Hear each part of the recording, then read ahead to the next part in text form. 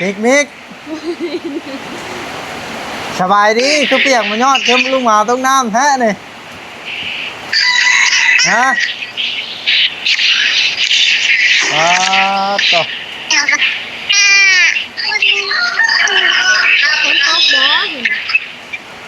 เป็นอะไรจะพ่นกับฝนตกบ่คือว่าเปียกแท้ฝนตกบ่จะพ่นก็คือเปียกแท้เจ้านันเตียอ๋อโอ้ยอย่าลืมกดติดตามเพื่อเป็นกำลังใจให้ผมด้วยนะครับทุกคนขอบคุณมากๆโอ้ยฝนตกแห้งแท้นี่พี่น้องโอ้ยเปิดภาพขึ้นกระดาษพี่น้องสบายดีสบายดีบัดทุกคนจะมีส่วนห่วงบ่อันนี้อ๋อ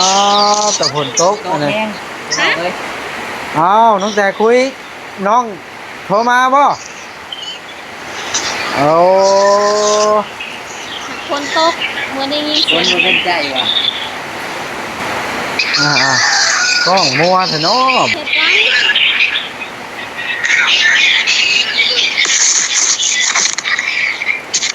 เป็นไรเพิ่นใช้เพิ่นอยู่นี่นะใช้ว้าวมิกมิก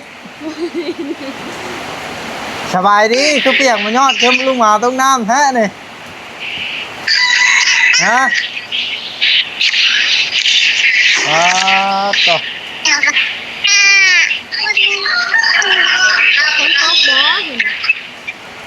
เป็นอะไรจะพ่นกับฝนตกบ่คือว่าเปียกแท้ฝนตกบ่จะพ่นก็คือเปียกแท้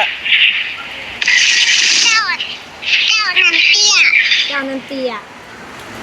อ๋อโอ้ยเดี๋ยวเขาติดกล้องชมตัวเองนั่นเปียก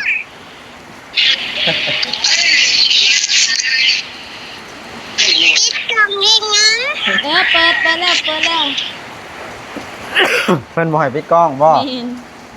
ผู้น้อยหรือผู้ใหญ่อันนี้คือเอาใกล้แท้เจ้ายังใกล้พ่อตั้งดีๆกล้องตั้งดีๆอ้าวผู้น้อยนั่นทั้งเต็กเรียนปอใดแล้วผู้น้อยแห้งนี่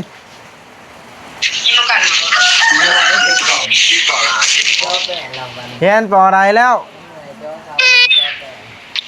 ไปโรงเรียนแล้วบ่ปอได้แล้วเพิ่นถามนั่น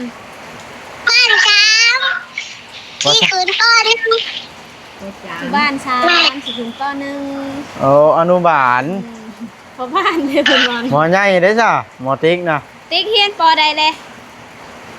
ป.2แล้วโย่ให้เก่งให้อ่านกอไก่ได้แล้วบ่ได้แล้วขอขอไข่ได้แล้วบ่ให้ฟังแน่บ่ในห้องดูนี่โทรมาเล่นแบบนี้คู่มือบ่น้องแต่ส่วนหลายมักโทรตอน8 โมงแรง8 โมงแรงบ่โอ้สร้างเป็นอลินี่น้องติ๊กมิกโทรมาอันนี้พี่น้องเลยอันนี้คุยกันอยู่กับยายเพิ่น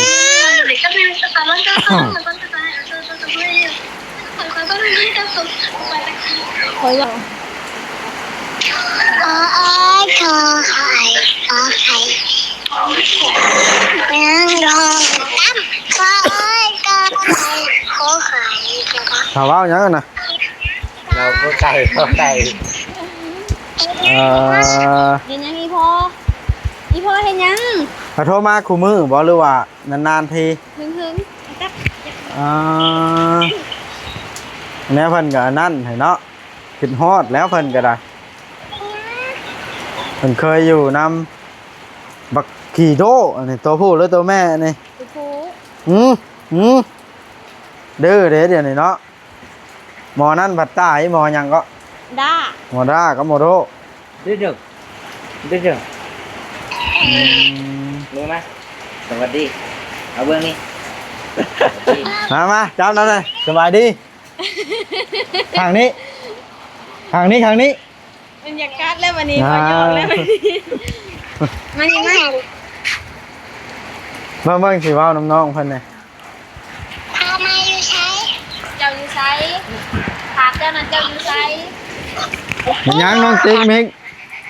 เอ็กนะ เจ้าจากมานำน้องแต่บ่ มือแรงจะจังเข้ามาเด้อ มาแรงสิโทรมาให้เจ้าสิไปไสไปเฮ็ดเวียกบ่ เออ โอ้ดีดีดี เอาก่อน ไปกินข้าวก่อน อะไร โอเคเสยนะไปบายน้องแต่เพิ่นไปกินข้าวเพิ่นเฮาว่า เมื่อนั้นก็คอยไปล้างถ้วยก่อนเด้อแม่เด้อ ล้างถ้วยเป็นแล้วบ่เดี๋ยวนี้หมอน้อยนะ ช่วยกันน้ำเอื้อยเลยพาเฮ็ด เออ เมื่อนั้นก็ตีกันสองไอ้น้องเพิ่น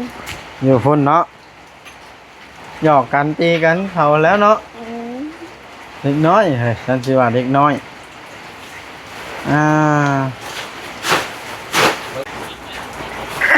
โอ้ยขออภัยนำ FC โอ้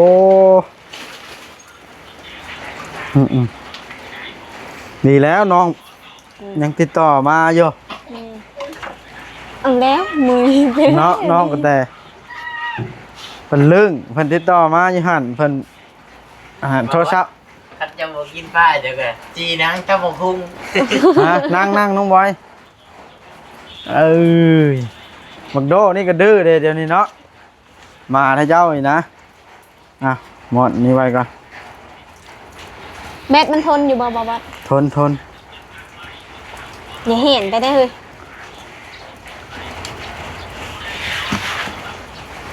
อันนี้ใส่มันก็ติดรถบ่ ใส่ในรถก็ได้ที่ ได้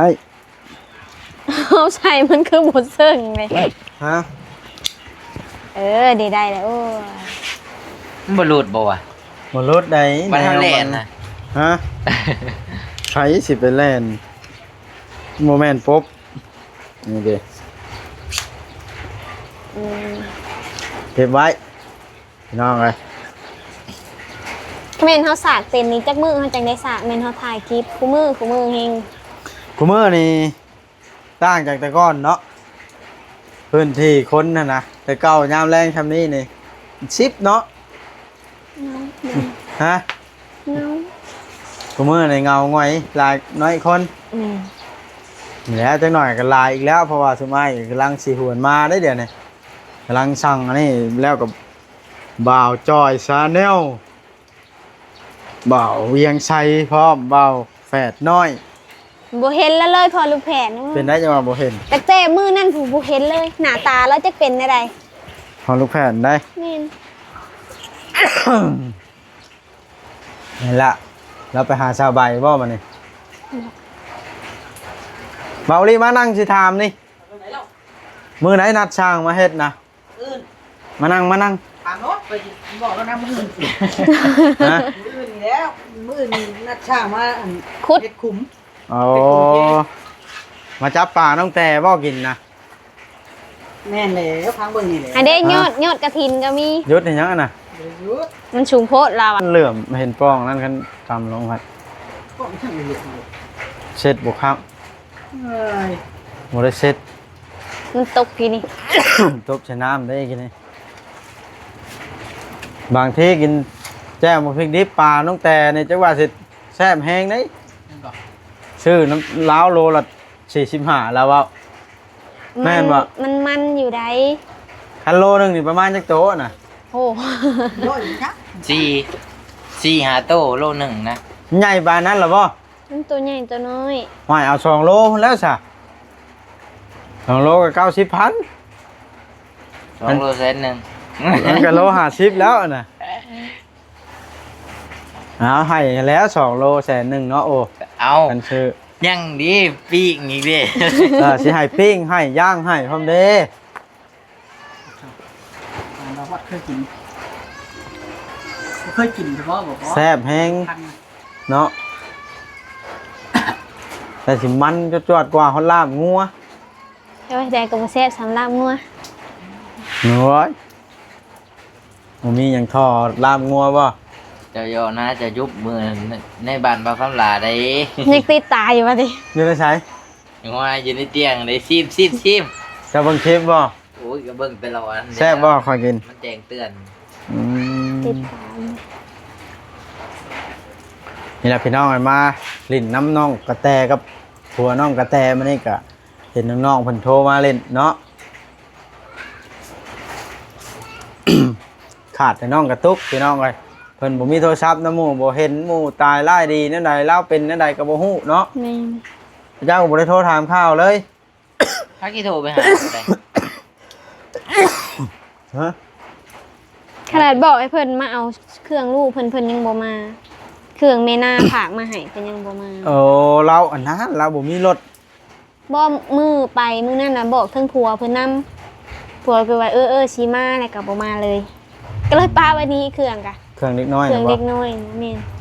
โอ้ หักประมาณ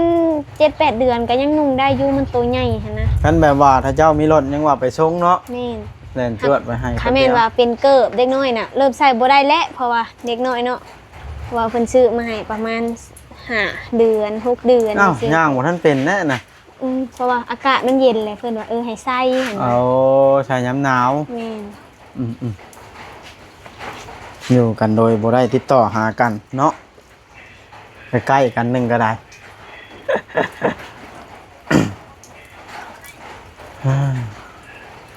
โทรศัพท์แต่เจ้ามีผู้ละเครื่องบ่ได้นี่ เครื่อง เอ้า นั้นมันรุดแล้วเว้ย รถละจาน ไปเสียบ นี่ กั แห น กมันสิใต้เลยแล้วเครื่องนั้นเจ้านะ นี่นะ มันแตกแล้ว ได้ โอ้แบตยังลายแท้นี่บ่สร้างมันอันนี้ถอดเลย เอ้าแบตมันลอยล่ะเพิ่งวะ โอ้ยดอกเต็มร้อยแล้ว 57 ใช่ สร้า ว่าง ได้เฉยเนาะแสงเชล่านี่กันเนาะ ไปเสียบ ในห้องน้ำมันเสื่อมแล้ว โอ้ เน่งมันวางช่วงฝนตกนี่เด้มันบ่มีแบตห่วยว่าแต่ซากได้แล้วก็เสียบซากได้แล้วก็เสียบเรียบร้อย สายนี่นะ มันยังสร้าง iPhone ก็ได้บ่ ได้ นี่ ได้ก็สองตัวนี้ก็ได้อีกตัวนี้ โอ้แล้วโทษแท้แท้ว่าซื้อเท่าไหร่นี่ 80มีแต่ 80 สายบ่มีหัว อืม ของเฮาแหละ60 เงินบ่พอเลยมันได้แต่สาย ฟ้าดังเห็นอะไรเบาดิคือผ้าดังแห้งแท้นี่ จงใจตอนนี้เบาอีหลีแล้วยังนั่งสมาธิอยู่ สิบ่เมื่อเฉพาะเฮานี่ เมื่อดิฝนตกละทาย ฝนตกล่ะ เรายังเมื่อแต่ แต่ เรา มันอยู่ในช่วงอันนั้นเด้มันอยู่ในช่วงยังยากใจอยู่นะก็เลยทำเงินแน่เขากับทำกับมึงก็ได้เนาะ แมน เบิ่งกันเด้ เราต้องมืออุ่นเพื่อนอีก คือแม่เราก็ยังม่วยไปม่วยมาอยู่เลย โอ้ยสิถามจะเบาเลยมักลำไยในหน้าแล้วเป็นจังได๋ อุ้ยมันมีแต่ในเลยมันกับยังไงนะน้อยบด บ้านเอิญหมักใหญ่กระดูก น้อยยังไม่ค่อยกินครับ มันเป็นอะไร ยักษ์มันใหญ่เติบ บ่ ย่างมันลำไยบ่ แมนจักเดือนละดอกกันนะ จักเดือนสาย ใหญ่กว่าท้องเอา หลาย 3 ปี เดือน แล้วบ่ได้มี อย่าไปได้ เอ่อหาว่าไอ้ท้องโซน ขนาดเจ้าบ่ไปถ่ายเราแกงเราตามขาวเบือไปแกงทำไมแล้วยังบ่ซื่นหยังนี่เนาะ โอ้ปั๊บแม่เท่าวิวนะบ่ แม่น แม่เท่าวิวเดี๋ยวนี้กำลังติดตามอาการเท่าวิวเนาะโอ้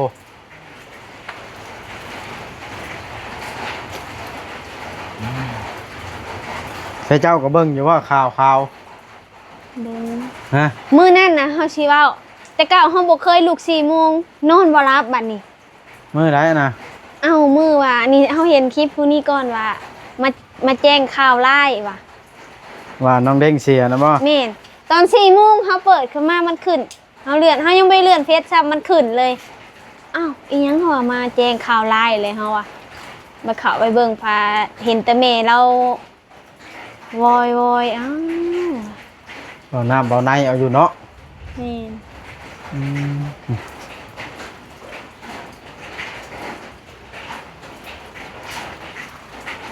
เพิ่นบ่ได้พาบันไดบ่คู่มือนี่ พา เปียกเดียวแถวถึงวางเปียก เอายามฝนเนาะพายุ แมน มีแต่ว่ามันตกหน้าฝนบ่ได้ให้เจ้าเอาพายางแล้วมาขังเอา มันบัดบ่อยู่บ่บัดมันมากับลมเห็นบอก มั ว่าน จังได้เอามาเฮ็ดเลยสิปึ้นไปเบิด บ่นั่นบ่ ขนาดเคยใส่ยังจะได้เสร็จแหละ มันเอาแล้ว พย่างจนบ่มีหอนมองชิมัดแล้วเป็นหูจังบ้องแจ้งแป้งเบิดแล้ว แม่นเฮาตอกในกระปูมันเถื่อลมมันไปมาทางเดียว ไปไดน้ำใส่ปลาไป ไป เอาไหม ใส่เสื้อก็แต่งขนาด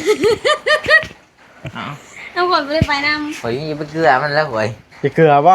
ฝนตกก็เกลือได้บ่เดี๋ยวนี้ เกลือเลยได้ อ๋อ มันหิวลายมือแล้ว ำ เบิ่งทดสอบมึงดูว่าสิลุยมื้ออื่นน่ะมันสิเป็นตาย่างบ่ มันสิรอดบ่เนาะ แม่น เบิด2-3สอบแล้ว เวลาชอบละเกลือเท่าละลายชำนั้นบ่ บ่อันนี้ยันมัน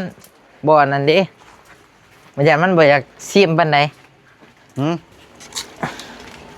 โอ้เป่งน้ำบ่นี่โอ้ น้ำเขียวได้บ่บอดบัดนี้แต่ว่าบ่มิ้นดอก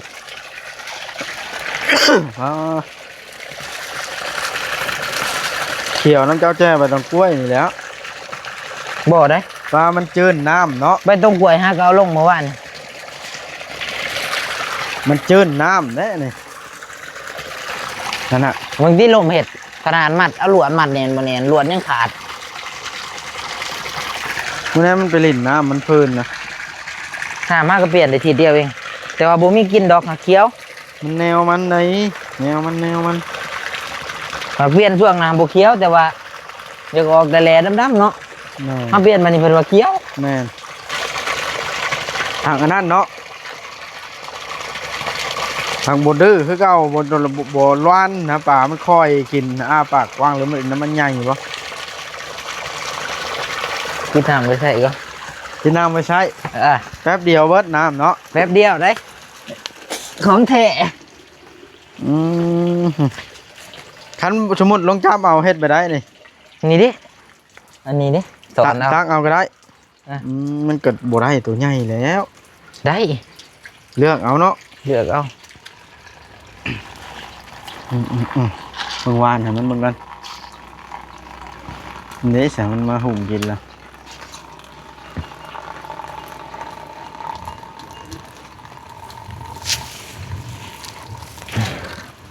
นี่เนาะวิธีการเลี้ยงปลาดุกนี่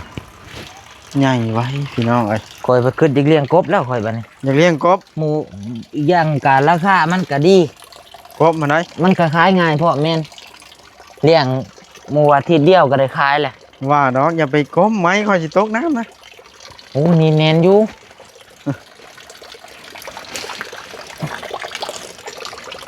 เอาขึ้นบ่ เอาขึ้นมันแดดแล้วก็ก็กล้วยนี่คือจังหวะมันก็ขาเสื้อเนี่ยนะเห็นแบบว่าเขาเฮ็ดอ่างพูดได้ก่อนสิปล่อยป้าก็ต้องเอาก็กล้วยได้ใส่ อย่ามันใบนะใบเดียวนะย้อนบวบลามมาทั่วนี่เนาะ เต็มเบิด ทำสิเด็ดแกงอันนี้ โอ้ยงามแต่ก็กล้วยนี่งาม งามใบมันนี่เห็นว่าคนจังหวะจะออกซีนก็จะออกเองใบมันน่ะ เห็ดหอสมซีนนะ อ่ะ หักให้ได้นี่เนาะ แต่โอ้เบิ่งดินะถ้ามาเป็นหมากนี่โอ้งามมิลีได้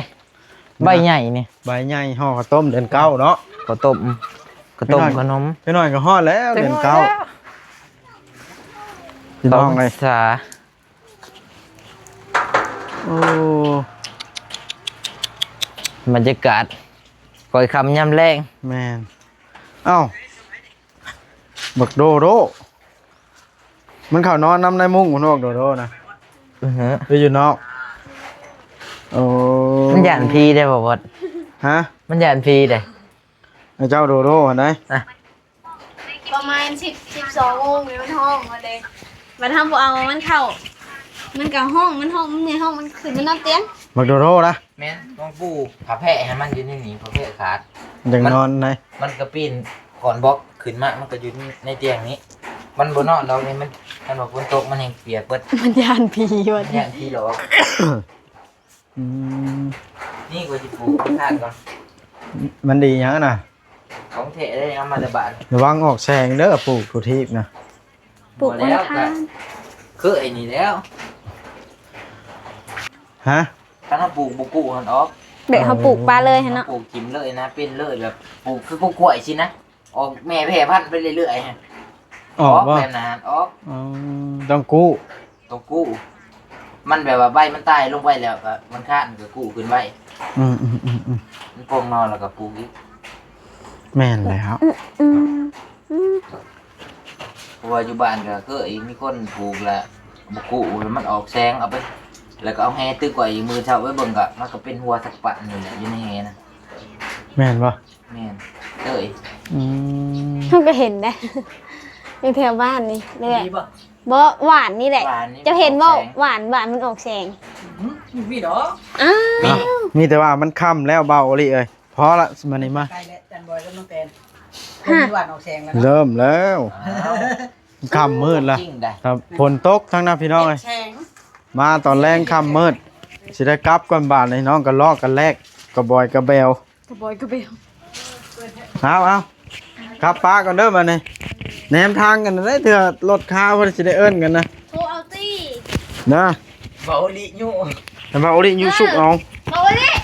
เป็นได้ก็ความรู้สึกว่าได้อยู่รถผู้เดียวมื้อนั้นน่ะ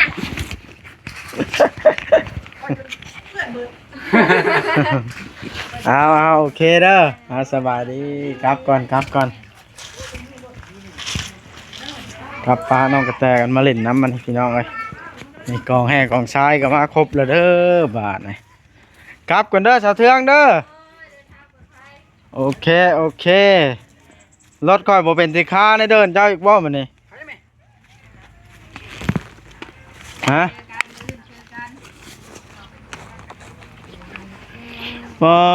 โตไม่ยังครบหมดแล้วเนาะพื้นที่บัดหอมเนาะกลับก่อนบาทนะพี่น้องเลยโอเคเด้อพี่น้องคลิปนี้ก็จบซ้ำนี้ก่อน